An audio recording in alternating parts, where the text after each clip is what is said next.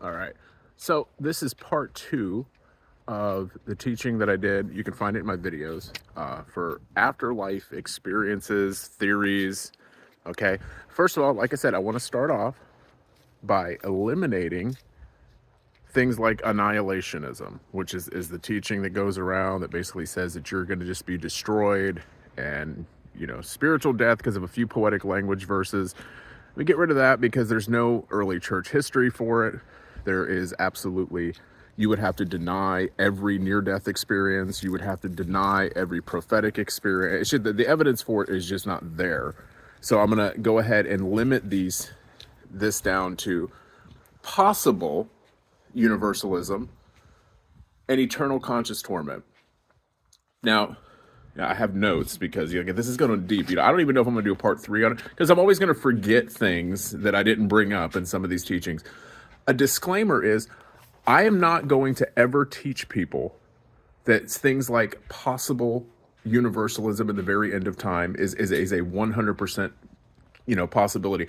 Just like I'm not ever going to teach people that I believe in things like that, God is going to eternally torment the entire of most of creation for all of mankind, because I'm going to bring up stuff like purgatory as well, and I'm going to give you examples of it. I'm going to give you experiences that other people have had, historical information, and I'm going to let you decide. I'm going to bring you I'm going to do names so you can look up these things and come to an understanding yourself, because a lot of you that contact me from Touching the Afterlife or other places are in such dire straits that you have no hope, that you think that you're going to go to hell, that being saved is like winning the lottery.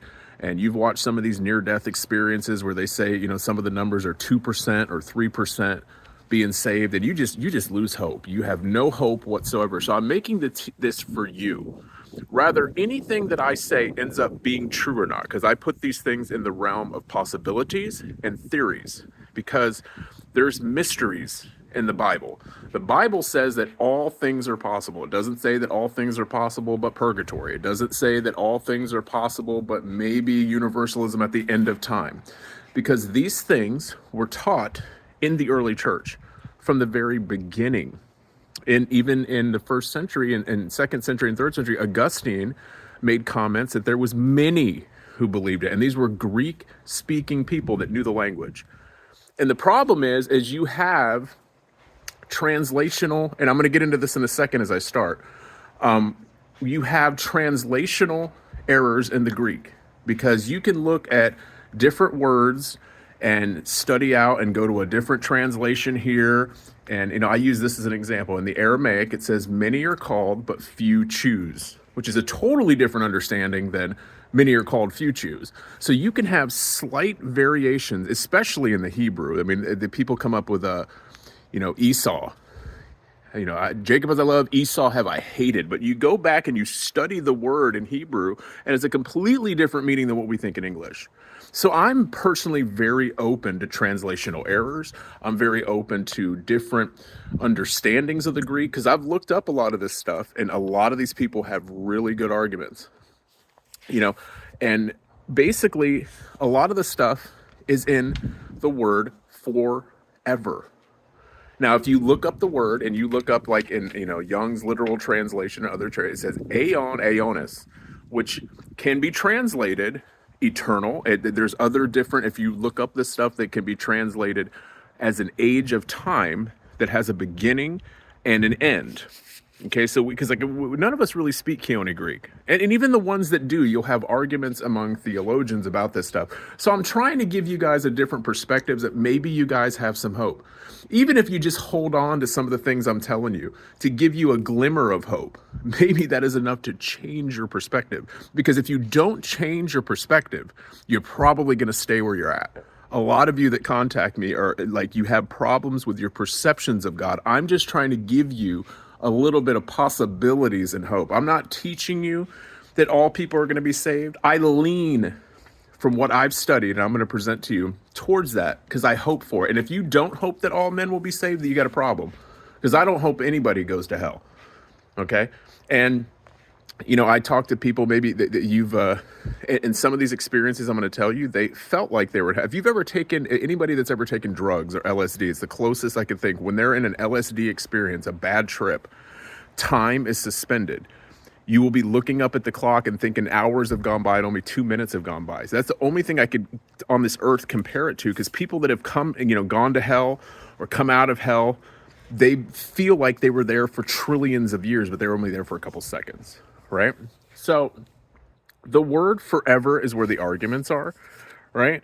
And there's instances in the Bible where forever did not mean forever. If you look up, it says Jonah was in the belly of the whale forever, but he wasn't, okay? And the book of Revelation, it tells you that the smoke of their torment rises forever and ever. And this is where annihilation has come in, right? Because they're going to tell you, well, the smoke is what rises forever and ever. That doesn't mean that they were going to burn forever and ever, that it has an end, okay? Because they're kind of right in some of that logic, because in Isaiah 34:10, it also has the same language. It says, when it talks about the destruction of Edom, it says the smoke will rise forever and ever. It will burn day and night.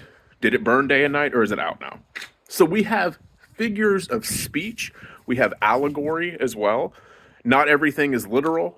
The land of milk and honey is not literal, but the lake of fire is. Now, I'm not, like I said, I'm not trying to tell you, I'm not trying to discount the lake of fire. But what I'm trying to do is give you examples of some things in the scriptures that are a little bit tricky. They're expressions, all right?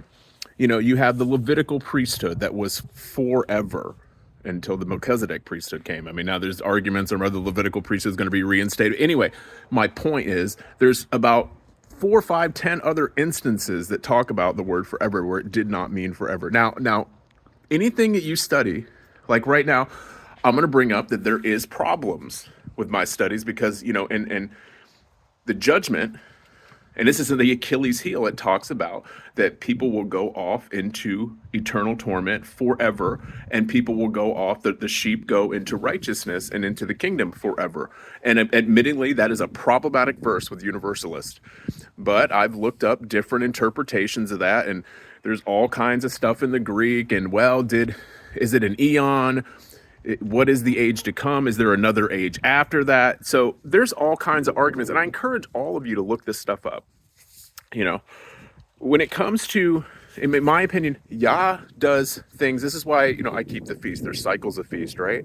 1, 2, 3, 4, 5, 6, 7. Yah works in secular things. And when I read the Bible, it talks about where he pours out his wrath. And he says, and like, things like Lamentation, my wrath will not be forever. He pours out his wrath.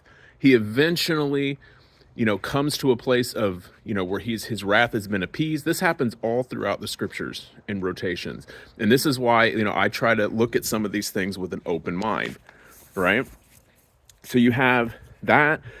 You have, like, I have people that I know personally that have had experiences that are, like I said, I got my notes. There's so much of this. I've studied this for like 7 or 8 years, and if it's not the church fathers like Clement of Alexandria, Origen, the Kadoshian fathers that believe this, they taught it as far back as like the first 200 or 300 years. There was universalists in the church that believed that all men eventually would be reconciled. And there's other people, like I said, I'm going to name some names. George D. Benneville. He's the founder of Universalism in the 1700s. He had a near-death experience where he saw all of mankind being restored back. Now, like I said before in other teachings, we don't have to base our doctrine on near-death experiences because there's a lot of false visions and stuff, and he could have had a false vision, but I'm just giving it to you. There was the book, The Apocalypse of Peter, in the first century church, and it was one of the few books that was considered canon for 200 years. The early Christians believed it was a real book. And at the end of that, the Ethiopic version, it talks about that Peter has these experiences where he goes, basically sees all the torments of hell, and Jesus tells him that all mankind will be saved in the end. But he says, do not tell people about this because they'll sin all the more. Now, is it a real book? Like I said, it was considered canon for 200 years. So I'm just giving you like examples that then you have like, I have a friend that was praying in the spirit. She was praying in tongues and she was taken down into a realm to pray for her mother who she saw in agony. Was that a real vision? Why did Jesus have her pray for her mother? If there's no chance at all for some different realms. Like I said, God created torment. He created levels of torment. He created Tartarus. He created Hades. Why do people lose their mind when you even suggest that he could, in his infinite wisdom, have created possibly temporary realms like what you would call purgatory? The Jewish people believed in purgatory. They had the mourners Kaddish. Okay, they prayed for the dead. And Maccabees, they prayed for the dead. I'm just presenting this to you because some people that contact me, I tell you guys this to give you some hope. And I'm trying to spit it out on a teaching. I know I'm going to forget stuff, but like the names that I've given, like, yeah, you got Rick Joyner. There's another book where he saw pastors that were abusing the flock and things like that, that they went into a realm of outer darkness.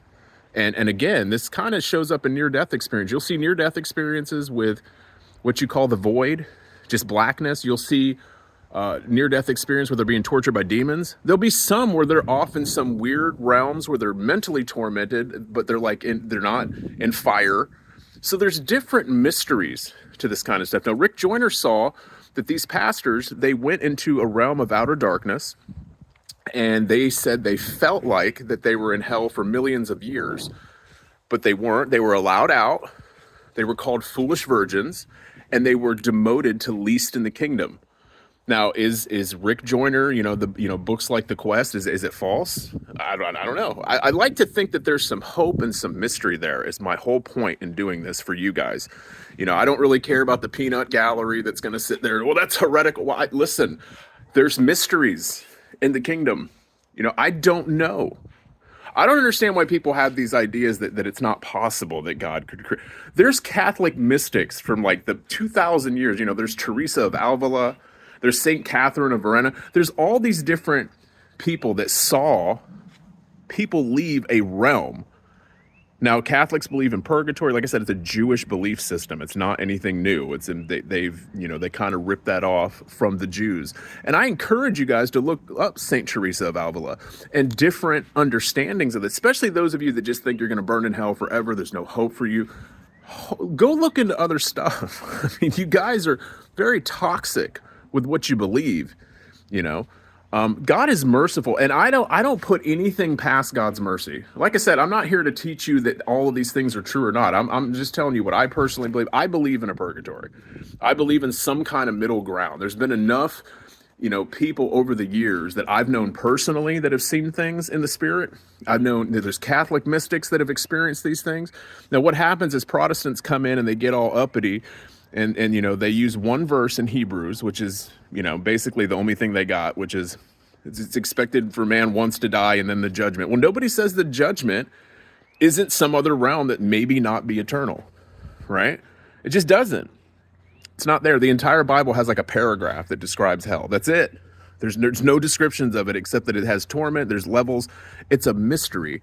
And like I said, I'm not going to be on Judgment Day telling, he taught me universalism or he taught me. No, I'm just giving you what I've found over the years and trying to nudge you in the right direction. Those of you that are without hope to go look into some of this stuff and maybe have a broader perspective on what you believe. Like I said, I hope for universal. If it's not true, it's not true. But you know what? I hope for it. Like I said, there's the apocalypse of Peter. There's people that have had near-death experiences and seen all that at the very end. There's questions on the word forever, that it might possibly mean age lasting. These are all things that I take into consideration, right? Most of you that contact me, you've done enough sin where you know that you can't be sinning anymore because of what it makes you feel like, and you've condemned yourself through your actions. So if you're going to watch this and be like, well, maybe there's a purgatory, I can keep going out and sinning. Well, you have not learned your lesson. So I just wanted to do this just to, put it down on a video form. There's going to be so much stuff I forget that I didn't even include in this. And I'm not here to give some, there's people online. You can go to things like tentmaker.org, which I don't agree with all the things they teach. You can go and research Clement of Alexandria, the Church Fathers, Origen, Gregory of Basil. You can go research Julian of Norwich, Isaac the Syrian. There's tons of church fathers that at least question these ideas. And I don't think there's anything wrong in questioning some of these things and going and doing deeper research.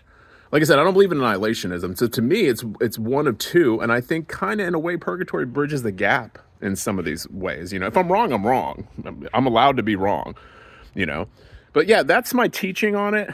If you have any more questions about it, like, you can contact me. Like I said, I just don't understand people's thinking on this. I don't understand, like I said, it's a Protestant thing though. Well, if you've been saved from sin, you don't have to go to a place of purgatory. Do you know that? Is there not cases, maybe the 15-year-old kid that died and he wasn't quite, maybe a saint that was saved for one time, backslid, and maybe he didn't deserve eternal torment. Maybe God has a place of time out for a spanking for him.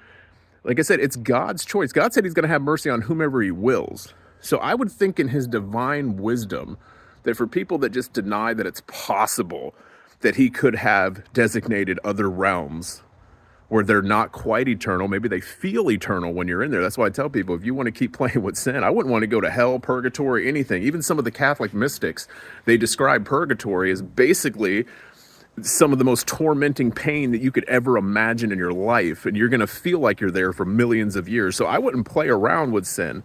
But anyway, that's the teaching. You take it what you will. Call me a heretic. I don't really care. Like I said, I don't teach things as absolutes. I teach these things so you can go look up your stuff yourself, right? My next video is probably going to be at an undisclosed location where we're going to be talking to my friend Dalton about community living and the times that are coming ahead. All right. We're going to talk about, visions and things that he's seen and that we've seen that are coming, and preparation and things of that nature. And other than that, like and subscribe. I hope some of you that watch this that are just in dire despair, that maybe you can have a little hope that God is not anywhere near as unmerciful as you think he is, and that he's tormenting the entire world in hell, or there may be some possibilities here that you have not entertained. That's all I'm saying. And I may be wrong, but I'm just saying, this is what I've found over many years of research and people that I know. So take it with what you will.